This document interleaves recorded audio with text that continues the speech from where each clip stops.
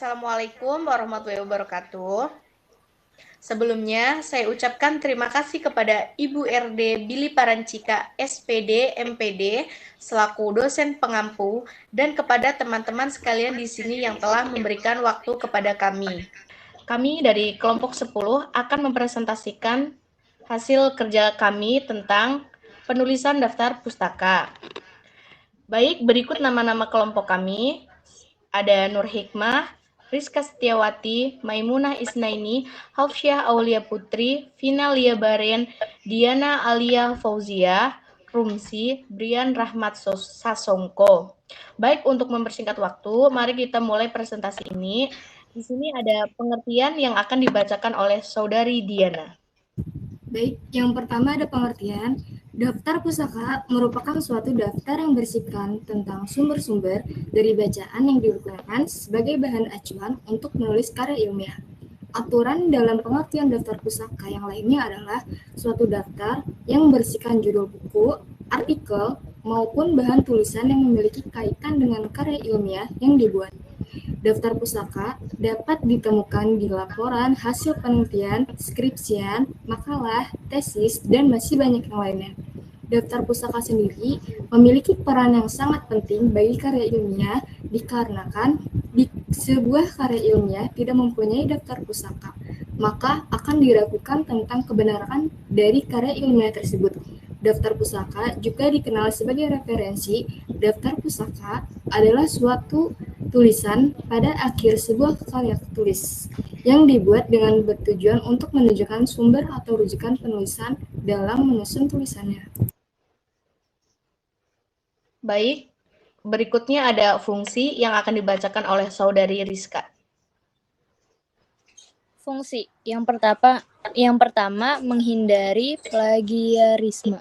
Daftar pustaka memiliki fungsi utama dari plagiarisme. Pasalnya, dengan menulis sumber referensi yang digunakan, berarti penulis sudah menyatakan bahwa kutipan yang diambil berasal dari sumber yang jelas dan bukan hasil plagiasi. Yang kedua, memperkuat argumen penulis. Dalam penulisan karya ilmiah, setiap argumen yang ditulis oleh penulis harus disertai dengan bukti atau dikuatkan dengan pernyataan para ahli. Bukti-bukti tersebut harus jelas sumbernya dan dituliskan dalam daftar pustaka. Yang ketiga, sebagai bentuk penghargaan bagi penulis asli. Daftar pustaka yang berfungsi sebagai bentuk penghargaan bagi penulis asli buku, artikel, maupun jurnal yang digunakan sebagai referensi dalam karya ilmiah. Caranya adalah dengan sumber referensi serta nama penulis. Keempat, membantu pembaca. Terakhir, daftar pustaka berfungsi untuk membantu pembaca dalam mengetahui sumber referensi yang digunakan. Dengan begitu, pembaca tidak akan kesulitan jika ingin membacanya. Berikut ada unsur-unsur yang akan dibacakan oleh Brian.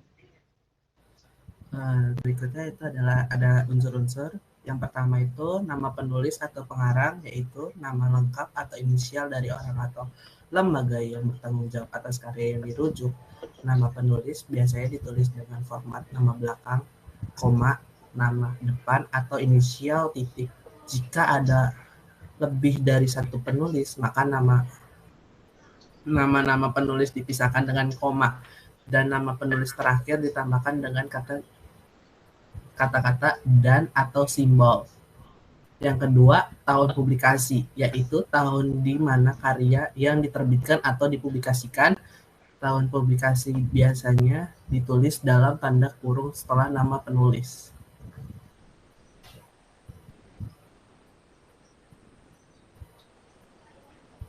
Yang ketiga itu ada judul karya, yaitu judul lengkap dari karya yang dirujuk, baik itu buku, jurnal, artikel, laporan, website, atau lainnya. Judul karya biasanya ditulis dengan huruf kapital dan kapital pada kata pertama dan kata penting lainnya, dan dicetak miring atau diberi tanda kutip. Yang keempat, tahun publikasi, yaitu nama nama kota atau negara di mana karya yang dirujuk diterbitkan atau dipublikasikan. Tempat publikasi biasanya ditulis setelah edisi karya yang ditentukan dan diikuti dengan tanda titik 2.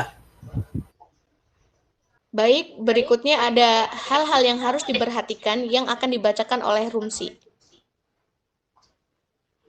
Hal-hal yang harus diperhatikan dalam penulisan daftar pustaka antara lain itu, pertama, baris pertama dimulai pada pas atau margin sebelah kiri. Baris kedua dan selanjutnya dimulai dengan 3-5 ketukan ke dalam. Kedua itu jarak antar baris 1 spasi, selanjutnya jarak antar sumber 1,5 sampai 2 spasi. Yang terakhir itu ditulis berdasarkan abjad huruf pertama nama keluarga penulis atau tergantung pada gaya selingtung kanan. Pada hal ini, untuk nama penulis, penulisannya dalam daftar pustaka berbeda dengan penulisan dalam catatan kaki. Pada daftar pustaka, penulisan nama dibalik, sedangkan pada catatan kaki tidak dibalik.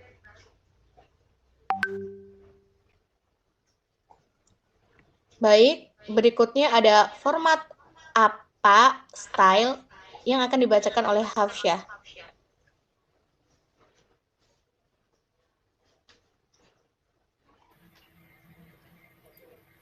Format apa style? Apa style sendiri adalah model penulisan rujukan dan kutipan dalam penulisan ilmiah yang dikembangkan oleh American Psychological Association atau APA. APA style sendiri membagi penulisan kutipan dalam karya ilmiah menjadi 2 jenis, yaitu kutipan di dalam teks dan juga daftar rujukan atau daftar pustaka. Untuk lebih jelasnya, simak uraian kedua jenis APA style tersebut seperti 1. In-text citations atau kutipan dalam teks. Jenis ini merupakan kutipan yang langsung digunakan saat mengambil kutipannya. 2.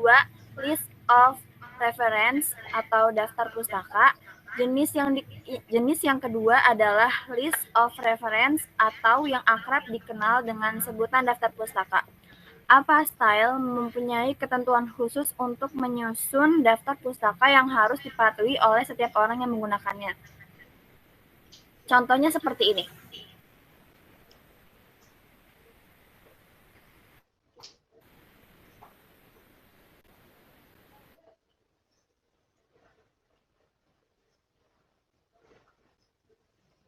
Baik, berikutnya ada format MLA style yang akan dibacakan oleh Saudara Mai. Format MLA style. Format MLA atau Modern Language Association atau Asosiasi Bahasa Modern. MLA adalah akronim yang merupakan singkatan dari Modern Language Association, sebuah organisasi Amerika yang menerbitkan MLA style manual pertama pada tahun 1985. Sejak saat itu, banyak sekolah, akademi, dan universitas telah mengadopsi gaya penulisan ini di seluruh dunia. MLA paling banyak diterapkan dalam bidang seni dan humaniora, khususnya dalam studi bahasa Inggris, studi literatur lain, termasuk literatur komparatif dan kritik sastra dalam bahasa lain. Selain bahasa Inggris dan beberapa studi interdisipliner, misalnya studi budaya, drama, dan teater, film, dan media lainnya termasuk televisi. Berikut adalah contoh format MLA. Namun, apabila pengarang dalam sumber lebih dari 1 orang, maka nama penulis pertama saja yang dibalik, sedangkan nama pengarang kedua tidak. Apabila nama penulis 4 orang atau lebih, maka setelah nama penulis pertama cukup ditulis kata dan DKK yang artinya dan kawan-kawan. Dalam istilah Latin adalah ET atau AR. Dan berikut contoh format penulisan 2 penulis, 3 penulis, dan 4 penulis.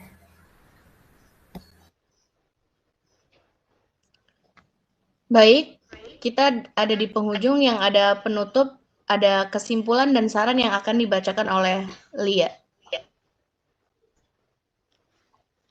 Kesimpulan yaitu Daftar pustaka adalah sebuah daftar yang berisi judul buku-buku, artikel-artikel, dan bahan-bahan penerbitan lainnya yang mempunyai hubungan dengan sebuah keterangan atau sebagian dari karangan yang telah digarap.